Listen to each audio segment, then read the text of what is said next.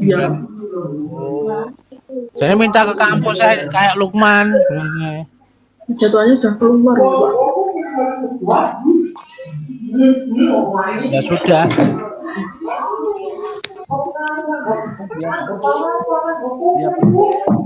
Sudah Pak, ini langsung mulai ya Pak.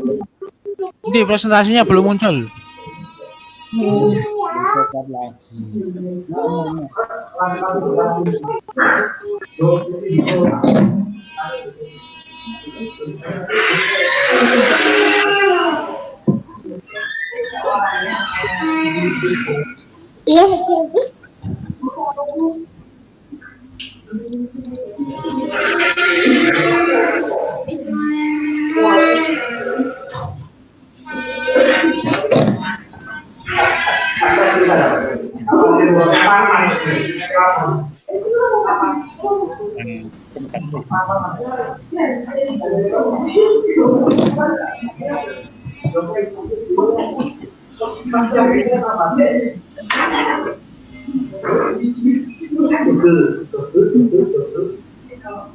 Sudah Pak.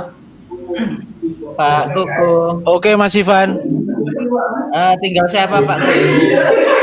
Farisa izin pulang. Ganti siapa Pak Ridwan?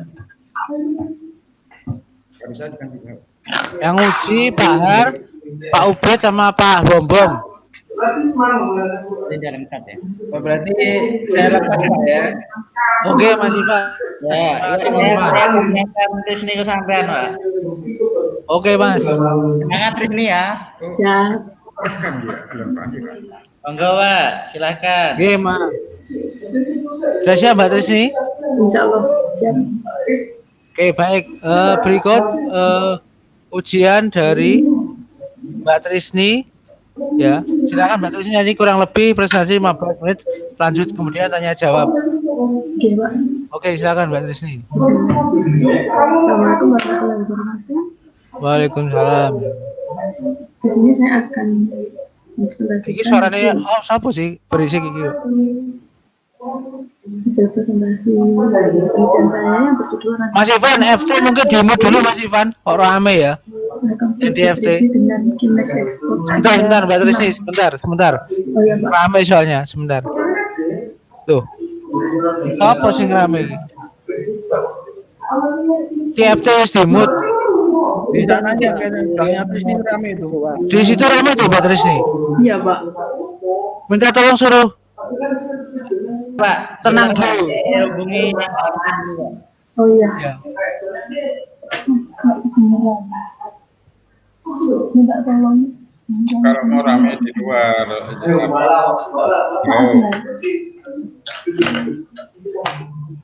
yang di luar itu. Sudah Pak.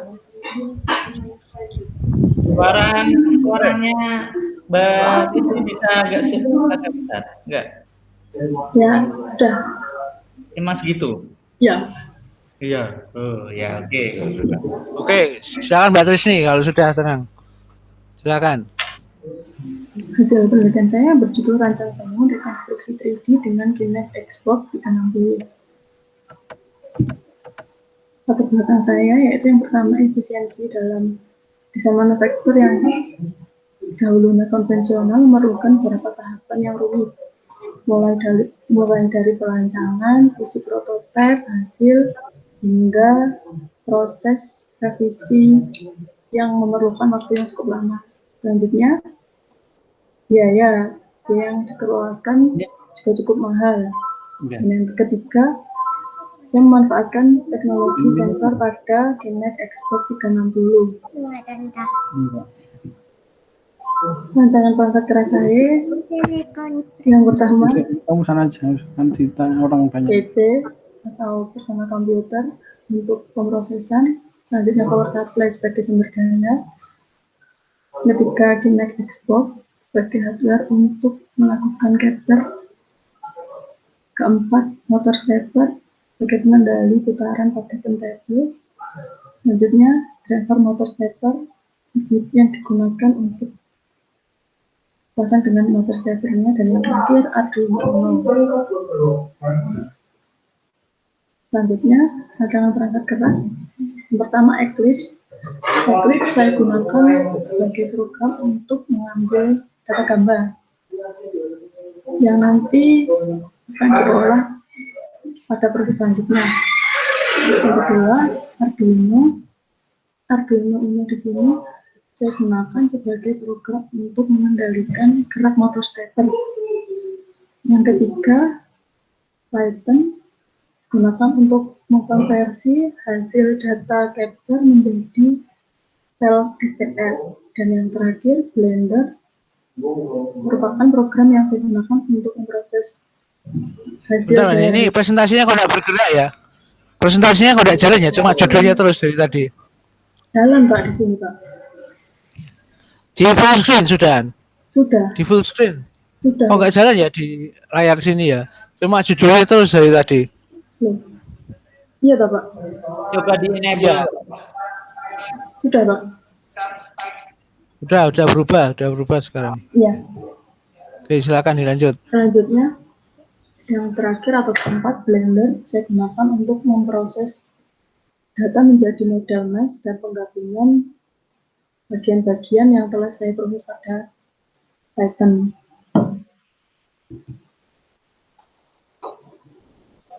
Alur kerja sistemnya, pertama laptop terhubung dengan Arduino menggerakkan motor stepper, Arduino memprogram motor stepper untuk menggerakkan turntable.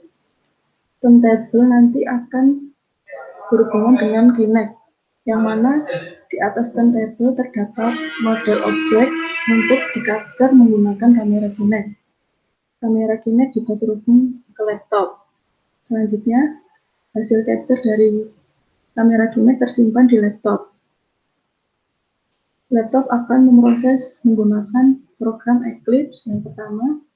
Selanjutnya hasil dari Eclipse diproses ke Python, dan setelah hasil dari Python keluar akan diproses menggunakan Blender.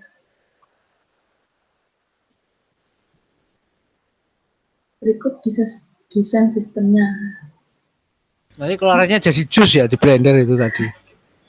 Software Pak. Di sini saya gunakan untuk kontrol program Arduino, Eclipse, Python, dan Blender. Jadi pusat kontrolnya saya menggunakan laptop. Kinect saya gunakan untuk mengambil data gambar. Di sini turntable di bawahnya terdapat motor stepper yang dikontrol menggunakan Arduino Uno.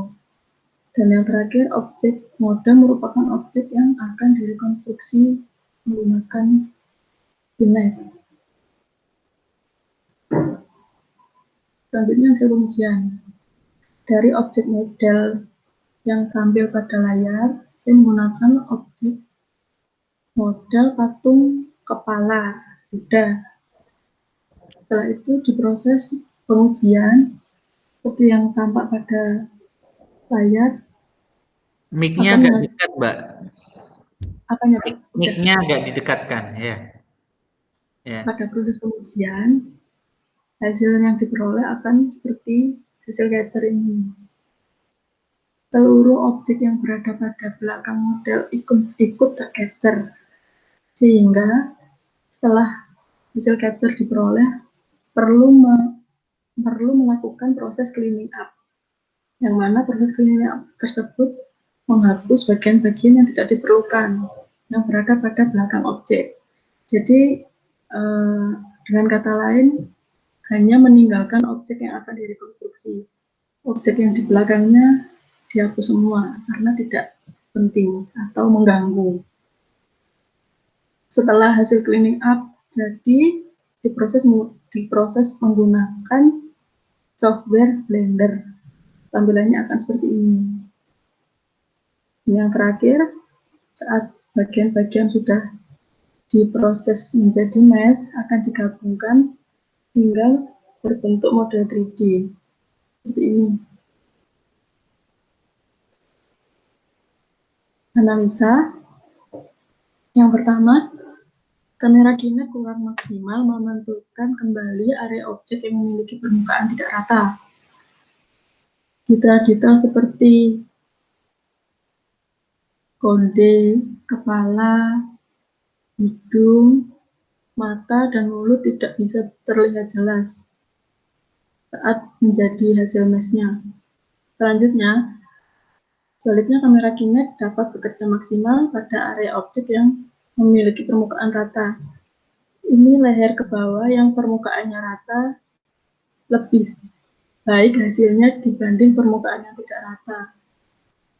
Lebih terlihat bentuknya daripada kepalanya. Yang ketiga, toleransi minimal yang mampu diterima Kinect adalah 10 cm. Yang keempat, atau yang terakhir, jarak pengambilan capture akan lebih dekat jika objek berukuran kurang dari 20 cm.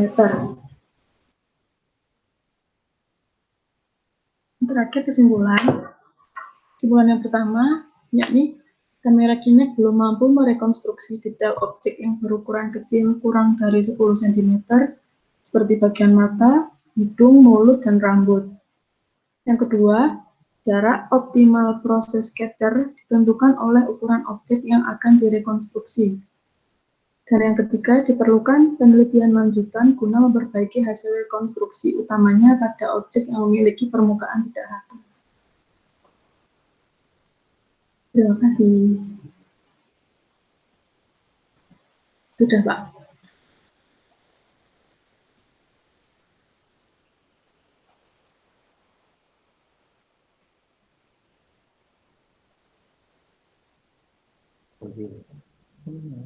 Endi Pak Koko iki? Ayo Pak Koko, wis mari Pak Koko. Wes bar, sudah selesai Mbak Trisni? Sudah?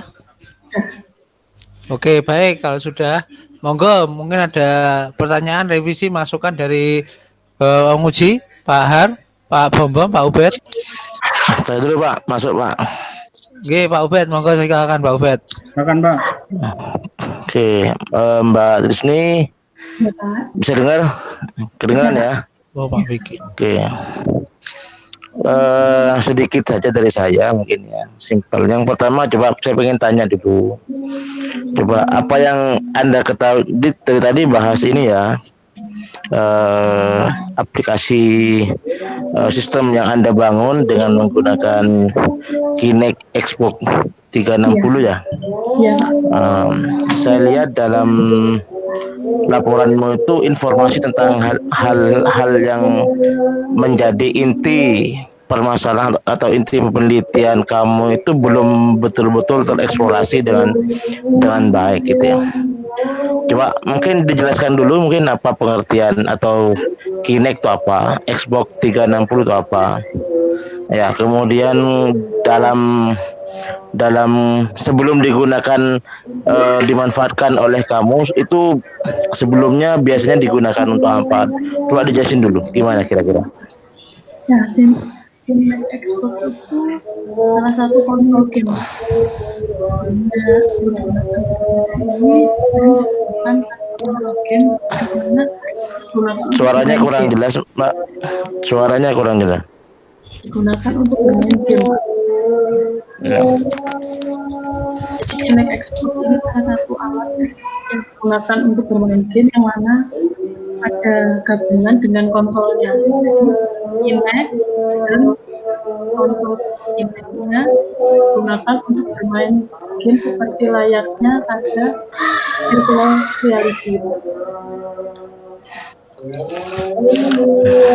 Contoh-contoh gamenya apa aja?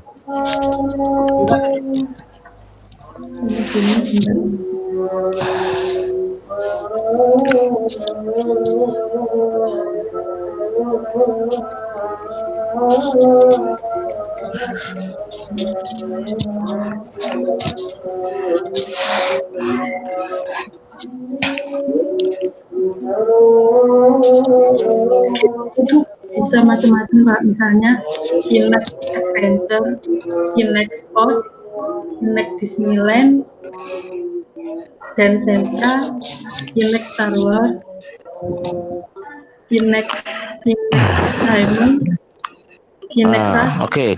Oke, berikutnya coba kira-kira jelaskan cara cara kerjanya device Kinect itu seperti apa? Coba dijelaskan. Iya. Jadi pada Kinect itu terdapat 3 sensor, Pak. Yang pertama sensor jarak yang terdiri dari pemancar cahaya infrared atau IR dan sensor monokrom infrared CMOS. Selanjutnya terdapat sensor video Kinect yang merupakan sensor RGB dan yang ketiga sensor audio Kinect yang terdiri dari 4 mikrofon. Jadi sebenarnya nanti ada tiga kamera ya, tiga kamera. Nah, kamera Kinect, kamera infrared itu akan memancarkan cahaya dan digunakan pada device-device yang telah terkoneksi dengan Kinect-nya.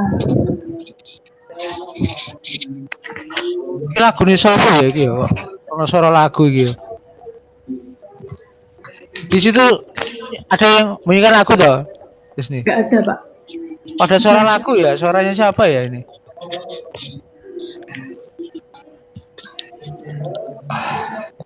Oke, saya lanjutkan ya. Jadi yang menjadi catatan bagi saya yang pertama, jadi saya sebenarnya sebenarnya menarik gitu ya. Menarik. Cuma dengan penyajian di laporan yang Anda sajikan itu jadinya agak kurang, kok sepertinya rasanya kok kurang menarik gitu ya.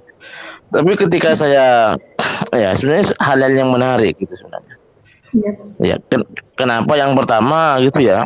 Jadi kurang dieksplorasi tentang dasar teori tentang Kinect itu sendiri. Itu ya, mungkin itu lebih dasar teorinya lebih diperbanyak lagi gitu ya. Satu, itu revisi. Yang kedua, yang membuat agak kurang menarik gitu ya. Dalam penyajian laporannya, bukan topiknya ini sebenarnya. Dalam penyajian laporannya itu, coba kalau kita masuk pada ini hasil penelitian dan analisa ya. Coba dibuka halaman 25. Coba Anda buka halaman 25. Pak Har musiknya udah apa? Laporan. Buku laporanmu. Halaman 25. Coba ditampilkan.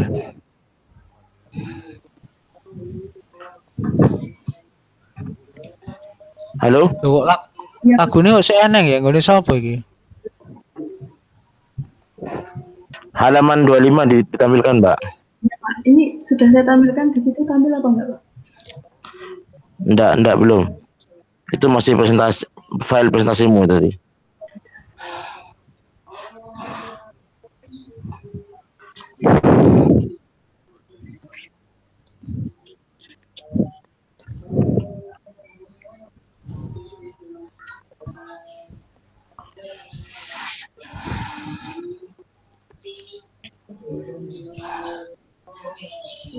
Sudah ya, Pak? Ya, coba dibuka halaman 25. Yang ini. Itu ada besar saya kurang begitu jelas kalau kecil. Kurang besar.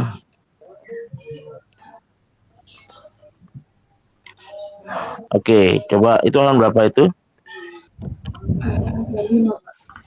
Halaman 25. Coba ke bawah lagi, ke bawah. Nah, itu analisanya ya, yang halaman 26 itu ya. Halaman berarti 26 ya?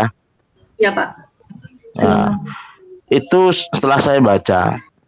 Kemudian dibandingkan dengan percobaan yang berikutnya dan analisanya pada halaman 28 coba.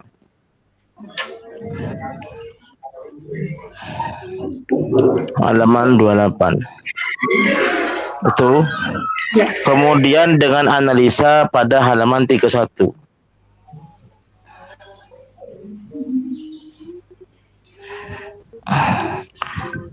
Oke, kemudian dengan analisa yang halaman 34.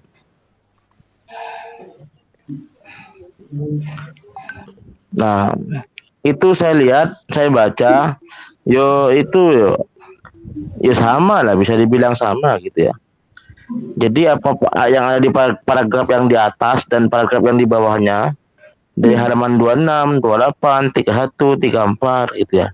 Itu copy paste kata-katanya semuanya. Maksud saya begini, Mbak. Jadi menjadi kurang menarik gitu ya.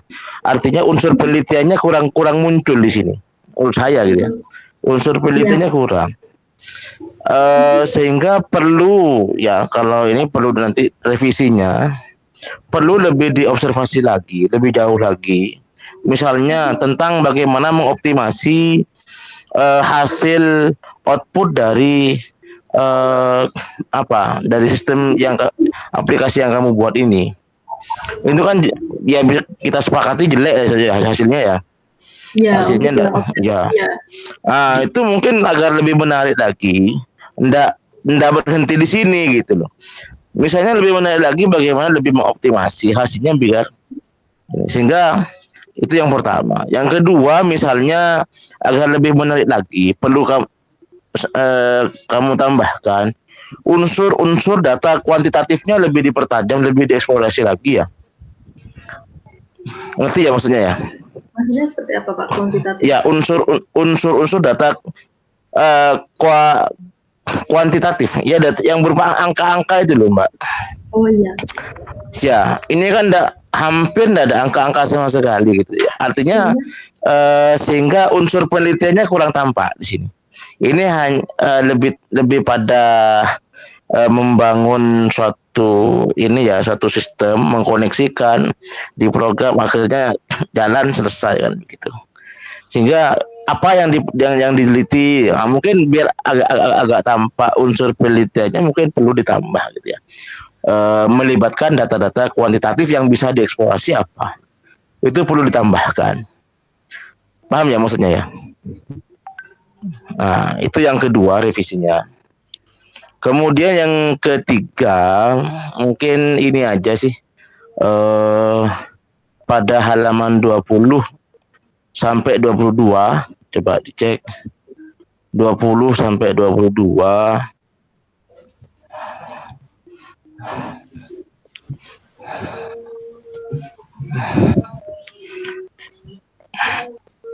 Ya, ini kan menyangkut tentang rancangan sistem yang kamu bangun gitu ya. Halaman 20 sampai 20. Sehingga ketika setahu saya biasanya rancangan sistemnya seperti apa itu masuk bab 3. Karena memang bab 3 itu adalah perancangan sistem. Sehingga bab 4 hasil penelitian dan analisa murni yang ditampilkan hasil penelitiannya, kemudian dieksplorasi analisanya seperti apa. Sehingga itu halaman 20 dan 22 perlu mungkin usah dipindahkan ke bab 3 saja. Ya. Gitu ya. Nah, itu. Sehingga menjadi apa yang saya menjadi masukan saya untuk revisi itu biar lebih ini aja, lebih membuat tugas akhirnya lebih menarik lagi gitu ya. Ya, itu saja saya kira dari saya. Monggo dilanjut yang lain. Monggo silakan yang lain. Lanjut ya. Monggo Bar. Nah, Mbak, judulnya itu rekonstruksi atau scanning, Mbak? Rekonstruksi ya, saya kira sama sih, Mbak. Hah? Pemahaman Anda rekonstruksi itu apa, scanning itu apa sih? Rekonstruksi kan membangun ulang sebuah model 3D. Iya. Sementara yang Anda kerjakan apa? Yang saya kerjakan ini modelnya, berarti scanning, Pak. Bukan. Coba Anda baca rumusan masalah yang Anda angkat, itulah men-scanning data atau gambar 3 dimensi. Bukan mengambil data. Misalnya kalau objek yang akan direkonstruksi adalah 3 dimensi atau menjadi 3 dimensi, harusnya dari objek yang 2 dimensi direkonstruksi menjadi 3 dimensi itu lebih bagus, Mbak. Oh, berarti modelnya itu berupa foto gitu, Pak? Iya, 2 dimensi, ya, 2 dimensi, tapi dimodelkan, direkonstruksi sehingga menjadi 3 dimensi itu yang bagus. Itu namanya bekerja dan itu meneliti. Ya, maksudnya ya. Tapi kalau yang Anda kerjakan ini adalah hanya scanning saja. Scanning kan hanya pembacaan saja. Pembentukan model, iya Pak, pembentukan model. Iya, membaca objek yang Anda baca adalah objek 3 dimensi itu saja. Jadi judul dengan yang Anda lakukan tidak sesuai. Ya. Jadi kalau rekonstruksi adalah membangun kembali ya objek yang sudah ada. Katakan gini, misalnya foto lama, foto tahun atau patung di ini kan ada namanya rekonstruksi juga ya di apa? Patung-patung di Borobudur misalnya itu kan udah karena patung-patung yang sudah mulai lapuk dan sebagainya, hidungnya hilang, matanya hilang, pipinya kerowak dan sebagainya kan ada. Itu direkonstruksi, dicari gambar yang mendekati dari bentuk aslinya seperti apa. Itu namanya retouching atau rekonstruksi kalau dalam istilah perbakalan seperti itu, Mbak. Nah, dalam image processing ada istilah rekonstruksi boleh untuk objek 3 dimensi adalah dari gambar aslinya seperti apa nanti direkonstruksi dibentuk menjadi 3 dimensi. Itu harusnya topik yang bagus Mbak itu. Iya Pak. Kalau yang Anda lakukan ini adalah hanya men-scanning, scanning adalah membaca saja Mbak. Nah, baca. Apakah alat yang kamu baca gunakan apa? Kamera apa itu? Kinect Pak. Kinect. Apakah sudah terkalibrasi? Apakah Anda sudah melakukan kalibrasi sehingga hasilnya akan jadi akurat, standar? Jadi pencahayaannya seperti apa, jaraknya berapa? Apakah Anda sudah melakukan itu? Kalibrasinya kalau penelitian saya ini dilihat di hasil di Kinect view-nya Pak, di Eclipse-nya. Jadi kalau misalnya jaraknya sudah sesuai, cahayanya sudah pas, itu nanti objeknya akan tampak berwarna putih seperti itu. Tahapan itu tidak ada dalam laporan Anda. Ya, tahapan tidak ada dalam laporan Anda. Ya, itu jadi catatan bagi kita. Ya. Jadi tadi tentang scanning, rekonstruksi itu harus dikelirkan dulu. Dan itu di teori juga tidak ada. Anda tidak menyantumkan tentang scanning itu apa, rekonstruksi apalagi tidak ada. Istilah rekonstruksi digunakan dalam teori, dalam bab 2 juga tidak ada, bahasan di bab 1 juga tidak ada, yang melatar belakangnya juga tidak ada. Sehingga kesannya tiba-tiba muncul judul ini tapi hasil yang dikerjakan berbeda. Judulnya rekonstruksi 3 dimensi, tapi rumusan masalahnya scanning objek 3 dimensi. Ya kan? Kemudian software yang digunakan juga software sudah aplikasi tinggal pakai saja. Terus yang kamu lakukan apa? Kalau ini yang Eclipse ini Pak, bukan aplikasi jadi pakai coding yang buat capture-nya.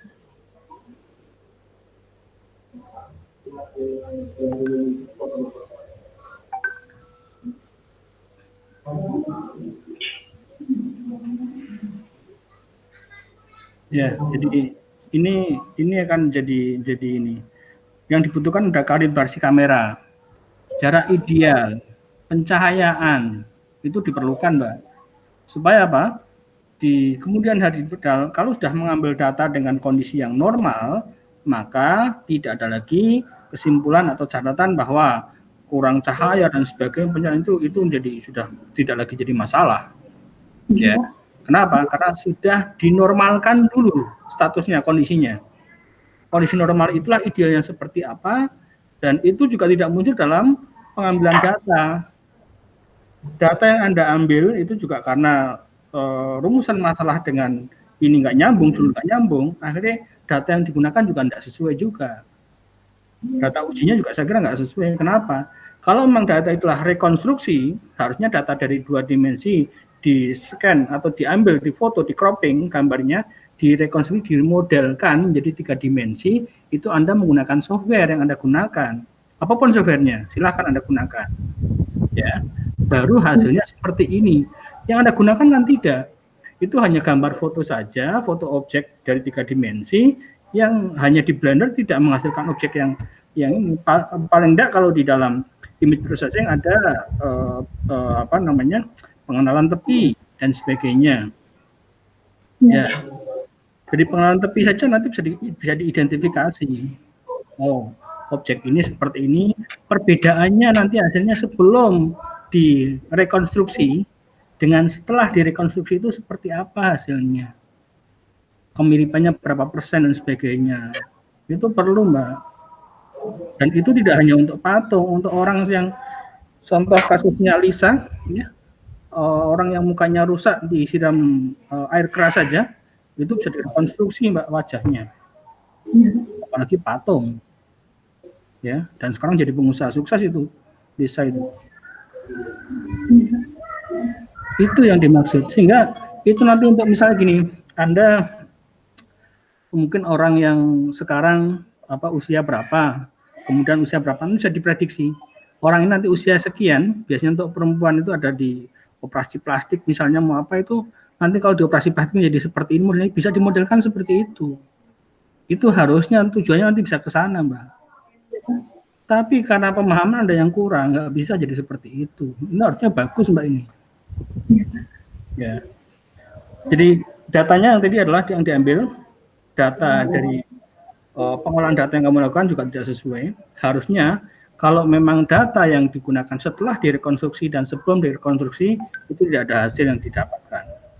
Sehingga tidak tahu akurasi aplikasi yang Anda gunakan atau software atau peralatan yang Anda gunakan itu keberhasilannya berapa persen juga tidak muncul. Iya, Pak. Ya. Jarak idealnya sekian meter untuk melakukan pencahayaan sekian look dan sebagainya itu Anda tidak punya data itu. Sebelumnya kalau itu kan ada teman saya yang buat printer 3D itu loh, Pak. Iya. Itu saya mikirnya kalau habis di scanning nanti lihat hasilnya di print, compile ke project teman saya gitu, Pak. Itu kan editing pakai Photoshop pun bisa, Mbak, kalau cuma seperti itu. Yang dimaksud ini adalah tidak boleh menggunakan Photoshop, tapi menggunakan programming, bisa menggunakan aplikasi yang sesuai dengan program itu untuk merekonstruksi tadi. Oh iya, Pak. Ya, apakah mau pakai MATLAB, atau pakai Python, atau pakai Delphi, atau VB, atau pakai apapun, silakan saja. Ya, tapi ada hasil sebelum direkonstruksi seperti ini, hasil setelah direkonstruksi jadi seperti ini. Itu yang kita harapkan dari judul itu.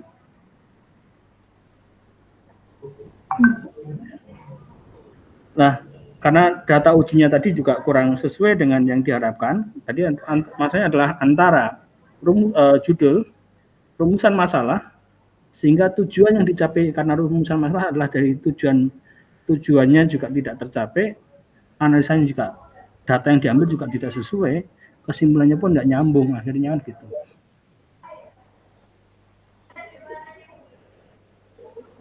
Ini untuk selanjutnya ini saya jadi Nggak dengar, Mbak, suaranya kecil sekali, Mbak.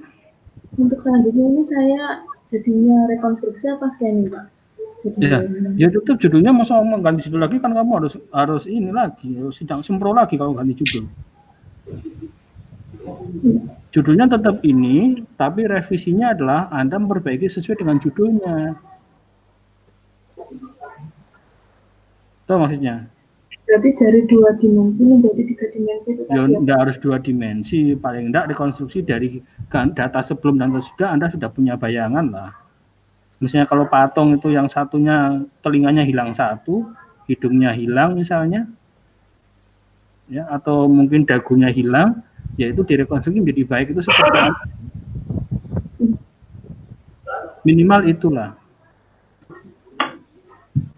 Ya, punya gambaran ya. Ya. Kemudian jarak ideal dan pencahayaan yang ideal itu seberapa? Anda juga harus mengkalibrasi dulu, sehingga jarak ideal adalah jaraknya katakan berapa meter dengan tinggi objek berapa senti misalnya, itu juga harus ideal. Jangan sampai Anda harus masih ngepaskan. Kalau uji coba tidak apa-apa ngepaskan, tapi yang pasnya berapa itu Anda harus sudah punya pasti, yang jarak yang pas itu seberapa harus punya. Dengan dasar perhitungan pencahayaan dan sebagainya, jarak ideal sebagainya itu harus dihitung. Nah, di laporan Anda juga tidak ada perhitungan rumusan matematik yang digunakan, juga tidak ada, Mbak. Ya, Pak. Ya. Oke, berikutnya tentang ini tata tulis itu masih banyak yang salah.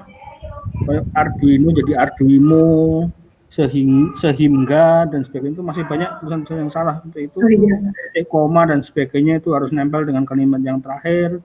Istilah asing, cetak miring, sebagainya itu masih banyak kita jumpai. Tugas akhir itu juga masih banyak di bab 1. Itu diganti dengan skripsi ya. Iya. Oke, sebentar dulu Mbak. Silakan Pak Ugo. Oke Pak Har. Pak Pombam, monggo. Siap. Kedengeran ya suara saya? Ya Pak. Ya. Saya sepakat dengan Pak Har. Jadi yang sampai lakukan itu sebenarnya bukan rekonstruksi, melainkan scanning. Ya. Artinya kalau ada benda 3D, kemudian sampai pakai kamera 3D, nah, kemudian dibentuk ulang sebagai model 3D dalam sebuah model atau citra lah. Nah, kalau rekonstruksi itu seharusnya ada metode, Mbak. Ini metodenya apa? Untuk pembuatan mesnya itu saya pakai titik terdekat Pak, pakai KD3. Jadi dari hasil polyglotnya itu cari tiga titik terdekat sehingga membentuk skin. Soalnya kan hasil dari awalnya capture itu hanya berupa titik-titik koordinat X, Y, Z Pak. Selanjutnya saya memprosesnya menggunakan metode KD3, titik bertetangga. Saya cari 3 titik terdekat, terus kemudian 3 titik terdekat dibentuk menjadi skin. Jadi yang awalnya titik-titik bisa jadi skin berbentuk mesh itu Pak.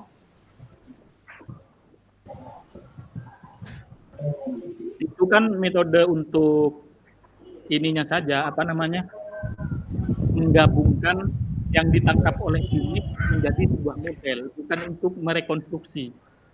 Ya. Jadi dari beberapa titik yang didapat itu, kemudian sambungkan titik-titiknya itu sehingga menjadi 3D model kan seperti itu. Nah, titik-titiknya itu kan didapat dari Kinect kan seperti itu. Ya enggak? Yep. Nah, maksud saya dari titik-titik itu yang sudah didapat harusnya kan bisa diperbaiki. Kalau misalnya ternyata titik itu tidak tidak masuk akal gitu. Nah, itu kan seharusnya diperbaiki sehingga bentuk gambarnya bentuk model 3D-nya lebih sempurna dari yang sampai dapat di penelitian ini. Kalau kayak gini betul katanya ini cuma scanning, bukan rekonstruksi. Kalau Anda misalnya judulnya rekonstruksi objek 3D dari multiple image, artinya ada beberapa gambar kemudian direkonstruksi menjadi model 3D, itu baru gitu loh. Nah, ini kameranya sudah 3D. Kemudian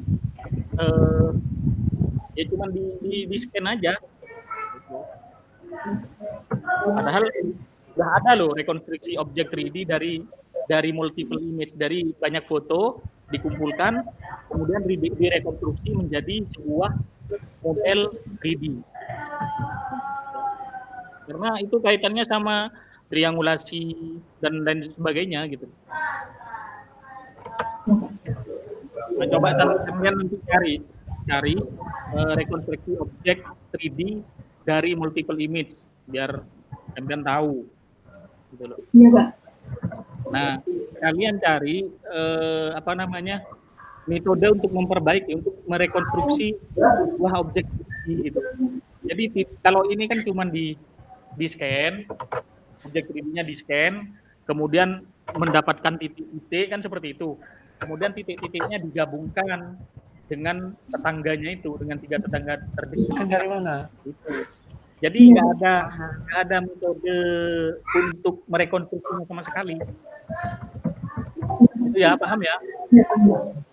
Nah, kemudian apakah background kalau Pak Har bilang tadi backgroundnya berpengaruh apa enggak? Kemudian kalau saya bukan background tapi jaraknya,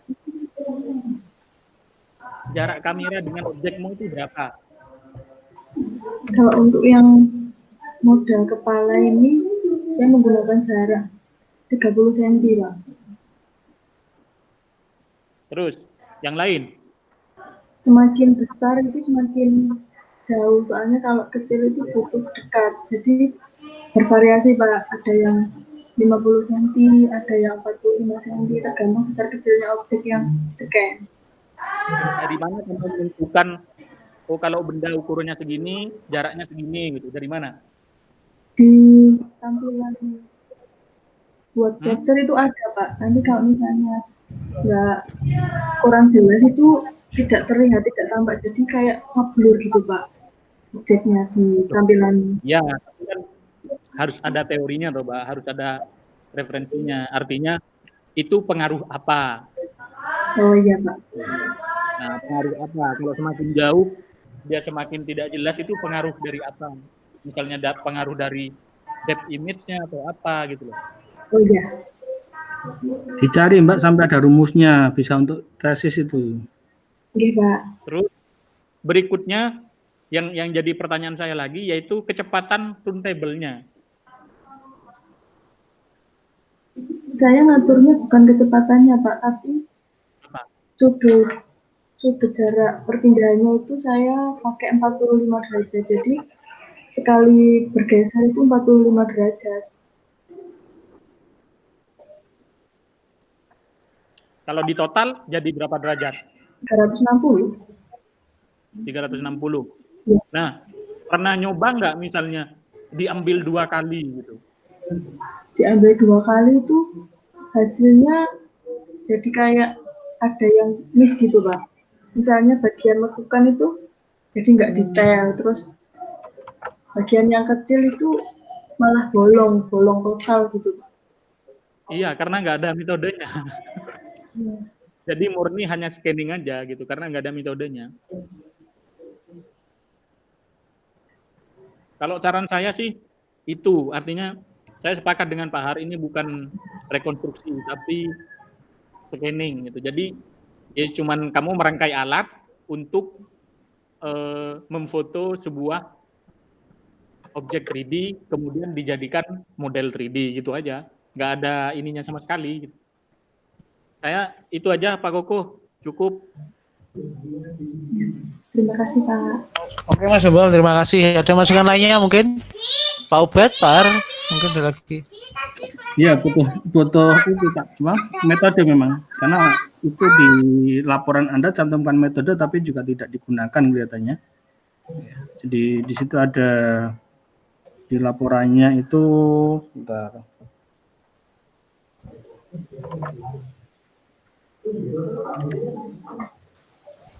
Gimana Pak Har? Sudah? Ada lagi? Oke, sebentar ya, itu betul. Di laporan Anda itu di sini menyantumkan beberapa metode sebenarnya, tapi tidak digunakan dalam aplikasinya. Ini kan di teori juga seperti itu, sehingga kelihatannya antara judul pemahaman yang Anda dapat itu masih sangat minim sekali. Ya, Pak. Termasuk di sini ada teori tentang PCD, itu juga kurang digunakan di dalam aplikasi ini, saya kira. Oke, sebenarnya Pak Ko. Oke, mungkin ada tambahan lagi? Pak Ubed, ada tambahan lagi? Pak Bambang, ada tambahan lagi? Tulisnya masih amburadul, banyak oleh sebab itu muncul beberapa kalimatnya amburadul ini. Iya, Pak. Dicek lagi satu-satu Mbak ya. Iya, Pak. Masuk gambarnya dan sebagainya itu diperbaiki Mbak. Iya, Pak.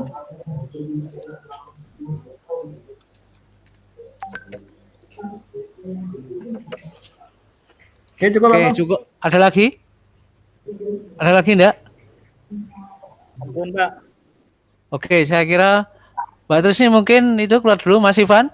Minta tolong di out dulu, di kick dulu yang Mbak Trisni. Oke. Mbak Trisni nanti out dulu, sekarang out dulu, nanti saya WA masuk lagi ya. Siap.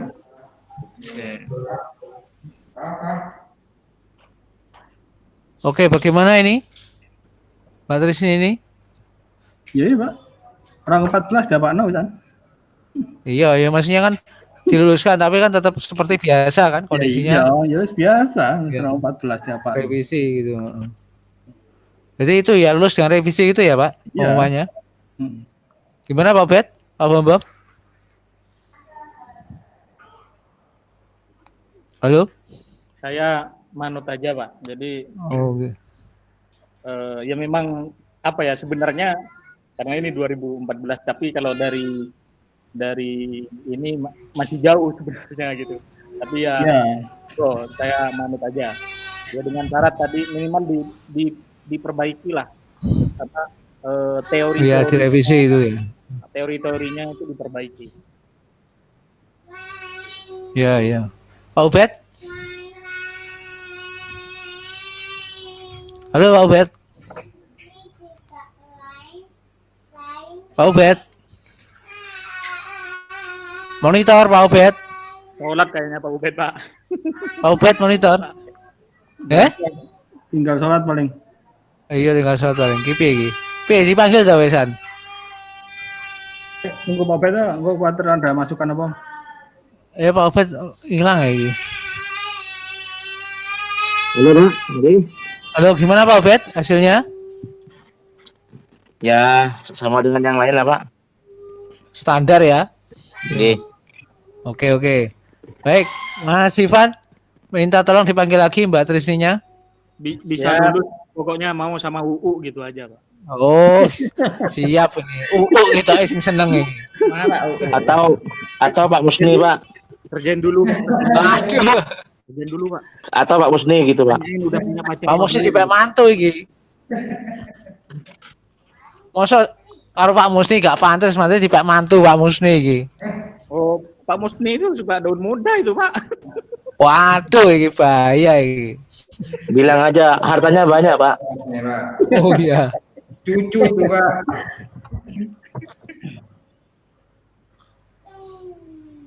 Masih OTW ya. Oke Mas Ivan. Masuk mau tau sama Mbak Trisni? Mau Nggak Pak. nggak ada orangnya. Mau dia di WA ke saya. Ya sing gak gelem Mbak Trisni nih gitu Nggak gelem cewek. Wakilkan ke saya aja, Pak, nggak apa-apa. Orang saya nggak Waduh ada. iki. Ada orangnya masuk. Halo Mbak Trisni, dengar suara saya? Di mute itu Masian. Di mute-nya di Moodnya dinyalakan. lepas. Dilepas. Mic-nya di ya. Dengar suara saya Mbak Trisni? Bisa Pak? Oh iya.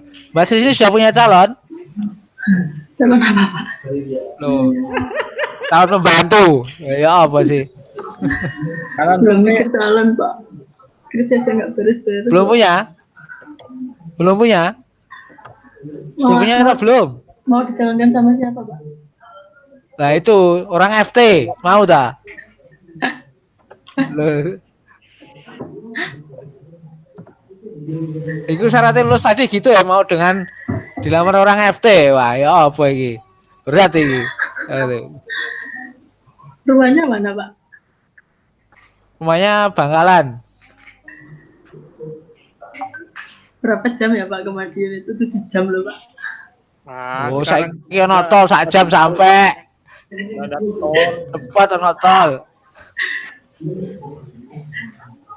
Punya saudara di Madiun. kalau real orangnya. time langsung telepon WA yang pakai gambar real time langsung kelihatan. Lu sama pacarnya sudah putus loh dulu. Pacar siapa yang mana Pak? Ya yang sering ke Geraha dulu apel dulu itu. Ya, apa itu? Itu teman saya Pak, soalnya saya nggak bawa motor jadi nebeng. Loh berarti ini habis manis sepah dibuang berarti. Udah lulus itu Pak, malah senior saya. Loh lah ya habis manis sepah dibuang. Oh, iya. Oke Pak Trisni ya, jadi ini hasil diskusi dengan teman Bapak Ibu penguji. Insya Allah dinyatakan lulus, tapi dengan syarat itu ya minta tolong nanti didetailkan lagi pengujinya, revisinya apa saja. Iya Pak. Di telepon atau di WA ke Pak Har, Pak Ubed atau Pak Bambam, detail revisinya apa? Karena saya tidak nyatet. Kamu tadi nyatet enggak? Sudah Pak. Saya Nah, catat ya. semua. Ya makanya ini didetailkan lagi yang tidak jelas minta tolong ditanyakan ke pengujinya. Ya. Revisinya kurang lebih 2 minggu ya. Nanti kalau misalkan 2 minggu tidak selesai ya keputusan lulus bisa berubah jadi tidak lulus nanti. Seperti itu. Kalau boleh tahu itu nanti bimbingan untuk revisinya seperti apa Pak mekanismenya Pak? Kan Ya belum online. online. Online, iya. Iya. Kamu WA atau gimana mekanismenya dengan pengujinya seperti apa? Video call atau apa? Seperti itu. Ya, nanti ke bimbingan ke Mas UU juga ya. Mas UU siap bimbingan? Loh, lari Mas UU. Ya, Pak. Nah, ini Mas UU muncul nih. Bimbingan Mas UU siap? Ya, nanti via WA bimbingan ke sayanya. Oh iya, siap. Siap itu. Ini ya, nanti saya WA ya. Siap Pak. Bateraimu bisa dengar suara saya? Kalau Bisa, saya Pak. jangan Ya. Mas atau Om. Oh iya, ya Om. Apa namanya? Oke. UU itu Ya, dengan Kang. mukanya ya, mukanya emang jelek tapi baik kok dia. Oke, Mbak Trisni, saya kira cukup. Silakan ditutup. Terima kasih Pak. Segera dikerjakan revisinya ya, jangan molor-molor. Ya. Siap. Alhamdulillah, terima kasih atas revisi, perhatian, dan kerjasama Bapak Ibu sekalian. Saya akhiri presentasi hari ini. Wassalamualaikum warahmatullahi wabarakatuh. Waalaikumsalam warahmatullahi wabarakatuh. Saya kembalikan ke Mas Ivan, monggo.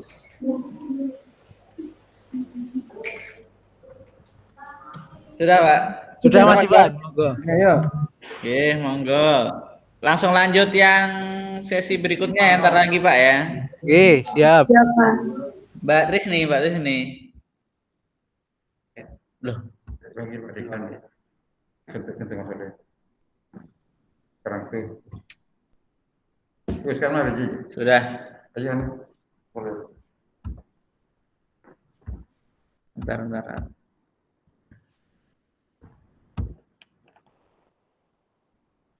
Kapan? Tunggu.